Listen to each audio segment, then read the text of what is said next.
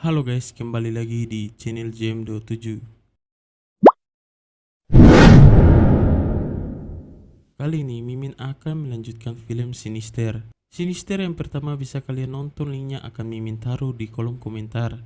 Film Sinister pertama menceritakan tentang seorang pria bernama Ellison yang mencoba mencari tahu tentang rangkaian diskon nyawa, namun pada saat akhir ia menemukan fakta bahwa kutukan itu akan terus berlanjut. Jika bekas rumah keluarga yang telah kembali ke alam barza, ada keluarga baru yang tinggal di rumah itu, maka kutukan tersebut akan berpindah ke keluarga yang sempat menempati rumah TKP. Ellison yang mengetahui akan fakta itu baru menyadari kesalahan yang ia buat saat ia kembali lagi ke rumah lamanya. Hingga akhirnya anak bungsu Ellison yaitu Ashley kerasukan dan tega mengirimkan mereka semua ke alam barza. Lalu di sini ada sheriff yang mencoba membantu Ellison untuk memecahkan kasus-kasus tersebut, yaitu Boban. Di sequel keduanya, Boban mencoba menghentikan kutukan tersebut. Gimana ngirinya perjalanan Boban? Dan selamat datang di channel JM27.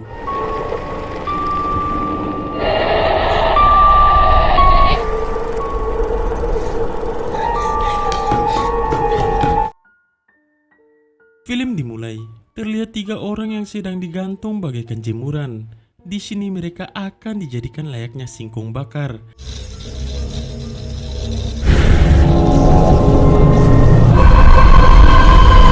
Dan ternyata itu hanyalah mimpi bocah kematian.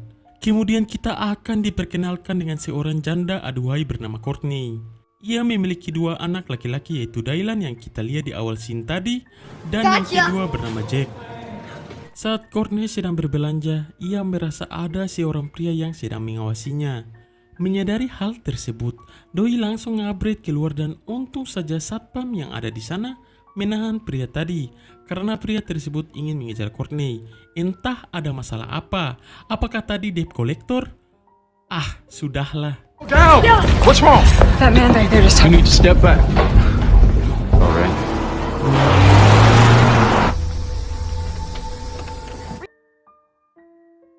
Di sisi lain, Boban yang sedang menelusuri menemukan insiden terakhir mendiskon nyawa yang ternyata berada di rumah Courtney.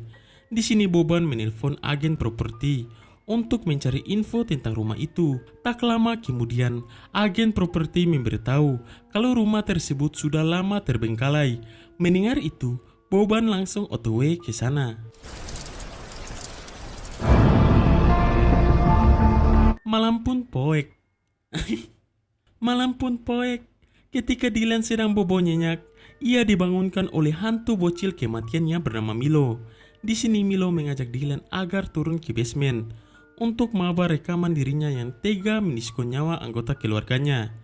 Dylan yang masih kuat iman tidak mau melihat itu dan pergi dari sana.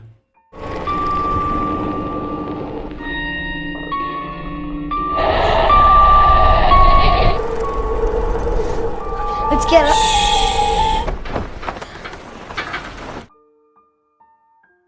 Keesokan paginya, Boban sampai di rumah Courtney. Saat ia ingin membakar halaman sekitar, ia tak sengaja bertemu dengan Jack. Mengira kalau Boban potong-potong kelapa, Jack langsung ngabret dan memanggil Courtney. Melihat itu, Boban tidak jadi membakarnya. Lalu Boban beralasan kalau Boban mengira rumah ini sudah dijual. Mendengar itu, Courtney yang mengira Boban adalah orang suruhan sang mantan suami membacoti Boban. Malas dengan ocehan sang betina, Boban langsung menjelaskan kalau ia bukan teman mantan suaminya dan memberitahu bahwa dia adalah detektif swasta yang sedang menyelidiki kasus penuh misteri. Di sini tanpa bacot lagi, Boban diminta untuk masuk ke dalam rumah dan Courtney langsung membuatkan kopi untuk Boban. Setelah masuk ke dalam, Boban menanyakan ke Courtney apakah ia mengalami hal-hal mistis seperti yang ada pada foto-foto ini. Melihat itu, Courtney mengatakan kalau ia tidak mengalami hal tersebut. Boban pun mengatakan kalau Courtney seharusnya tidak berada di sini. Courtney yang memang tidak mengalami apa-apa menjelaskan bahwa rumah ini milik temannya. Karena ada masalah keluarga, Courtney yang merasa tidak nyaman terpaksa pindah kemari untuk sementara waktu sambil menunggu proses perceraian dengan sang mantan suami. Tidak ada yang bisa didapatkan. Boban pun kembali ke rumah.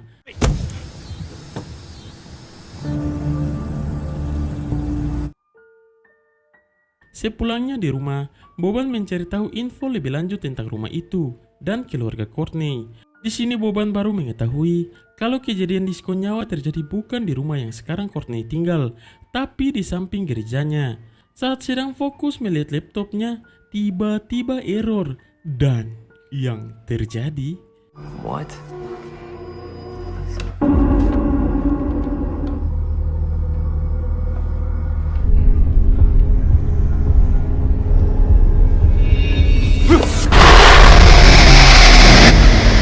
Apakah itu adalah sosok sang tuan bokeh? Di sisi lain, Dylan yang terbangun karena mimpi buruk berjalan ke basement dan bertemu dengan bocil-bocil kematian lagi. Di sini Dylan memberitahu kalau ia terbangun karena mimpi buruk. Bocil-bocil kematian pun memberitahu jika Dylan harus menonton rekaman-rekaman diskon nyawa hingga selesai agar tidak mimpi buruk lagi. Dylan yang memang tidak mempunyai aura psikopat seperti Mimin tidak kuat dan akhirnya pergi dari sana.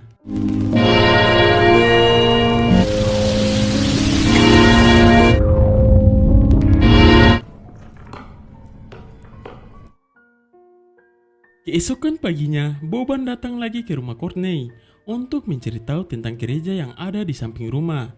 Saat sedang mencari tahu, tiba-tiba ia melihat ada bayang-bayang bocil kematian. Lalu, tiba-tiba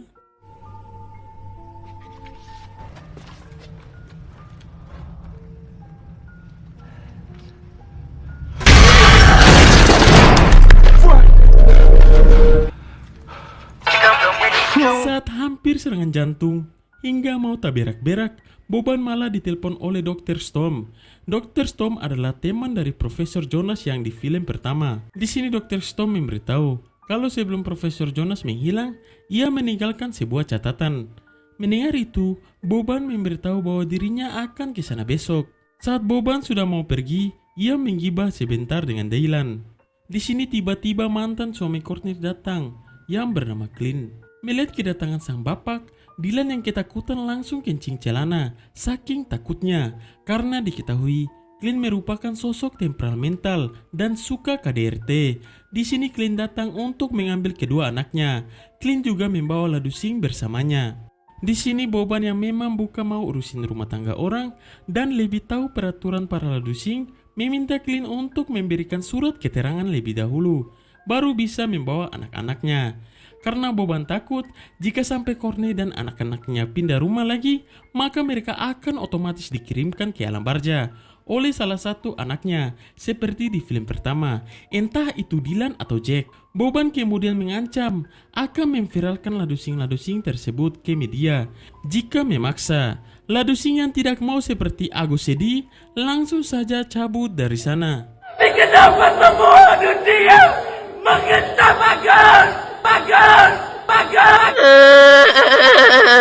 Why are you crying? Menyaksikan semua itu membuat Courtney terpoek-poek. Courtney yang ingin berterima kasih kepada Boban mengajak Boban makan malam. Selesai makan malam, Boban yang takut difitnah bapak RT ingin pergi. Namun Courtney yang takut Clint kembali lagi meminta Boban untuk menginap saja malam ini. Mau tidak mau Boban pun menyetujuinya. Saat malam semakin polote, Boban yang terbangun dari tidurnya mengecek foto-foto yang ia kumpulkan. Ketika sedang melihat, tiba-tiba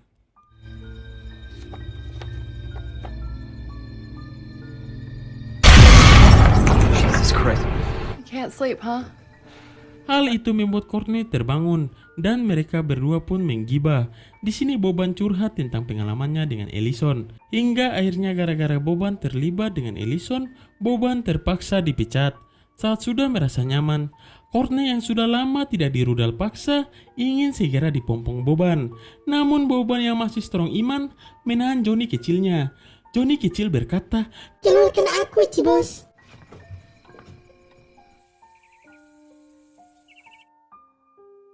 Keesokan paginya, sebelum Boban pergi, Courtney memberikan nomornya ke Boban. Di sini Boban berpesan untuk jangan tinggalkan rumah ini.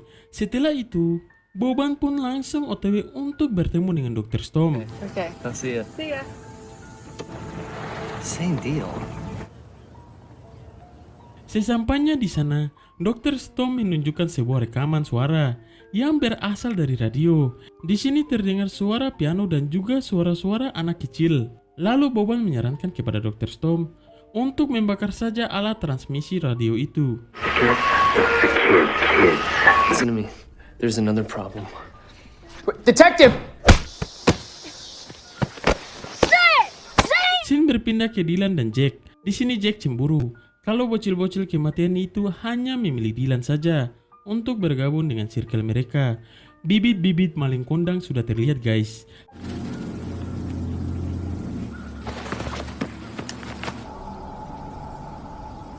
Saat sedang ngorok, Jack bermimpi aneh tentang kejamnya sang ayah. Di sisi lain, Dylan yang dipaksa bocil kematian lagi untuk menonton rekaman milik Milo.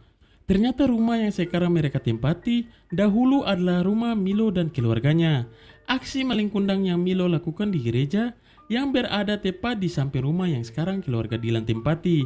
Melihat semua itu, Dylan terpaksa kabur dari sana karena tidak tahan dengan aksi maling kundang bocil-bocil kematian.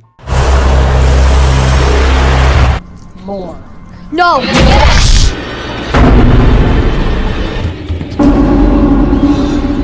Saat sedang bersembunyi, bocil-bocil kematian tersebut menemukan Dylan. Tak ingin menjadi psikopat Jason, Dylan pun mengatakan, I won't watch any more movies.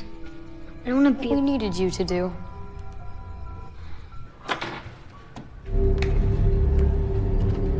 di sini akhirnya bocil-bocil kematian memilih Jack untuk mereka pengaruhi dan mengajak Jack untuk melihat aksi-aksi melengkundang mereka.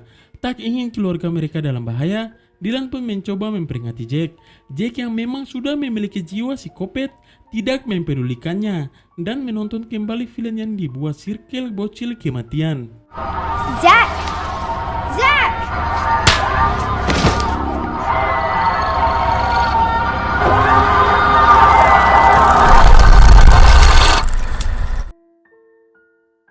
Keesokan paginya, Clint datang lagi ke rumah dan membawa surat dari pengadilan bahwa ia berhak membawa kedua anaknya. Courtney yang tidak bisa berbuat apa-apa akhirnya menyerahkan anak-anaknya ke Clint dengan syarat ia juga ikut bersama mereka. Oh my god, mereka seharusnya tidak pergi dari sana. Apakah hal buruk akan menimpa mereka? Ternyata sikap Clint seperti inilah yang membuat Courtney tidak tahan dan ingin bercerai. Tak lama kemudian, Boban datang ke rumah Clint untuk memperingati Clint bahwa dia dan keluarganya dalam bahaya. Clint yang mengira kalau Boban hanya mengincar surabi milik Courtney, akhirnya memukul Clint dan mengusirnya.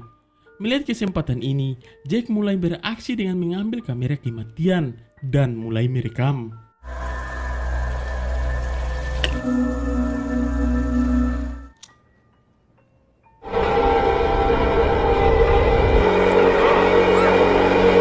Untung saja Dylan sempat mengambil HP milik ibunya dan menelpon Boban, lalu meminta bantuan kepada Boban agar menolong mereka.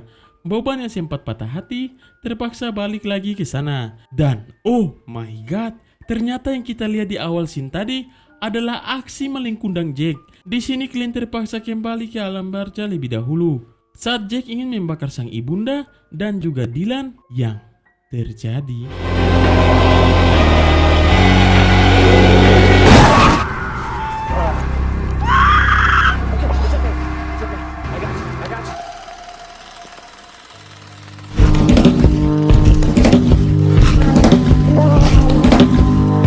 Saja Boban datang dan langsung menabrak maling kundang itu. Sakayam bilaik, psikopat mah kuat. Jack yang tersadar kembali memutuskan untuk mengejar mereka dan merekam aksinya itu. Di sini Jack dibantu oleh bocil-bocil kematian. Saat sedang mencari mereka, Jack akhirnya menemukan ibu dan saudaranya. Ketika akan memulai aksi psikopatnya, tepat pada waktunya Boban langsung menghancurkan alat rekaman tersebut. Jack yang maling kundang sudah seperti Loli, Batman dan mencari rekaman itu lagi di kotak terkutuk yang ada di basement. Di sini ia tidak menemukan kamera itu. Lalu tiba-tiba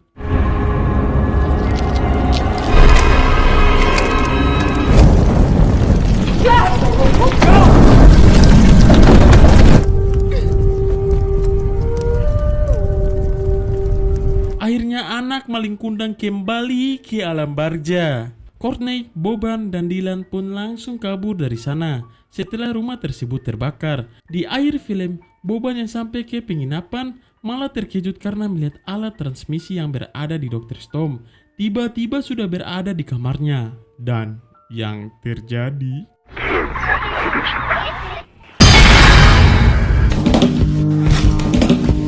Apakah Boban sudah terkena kutukan itu?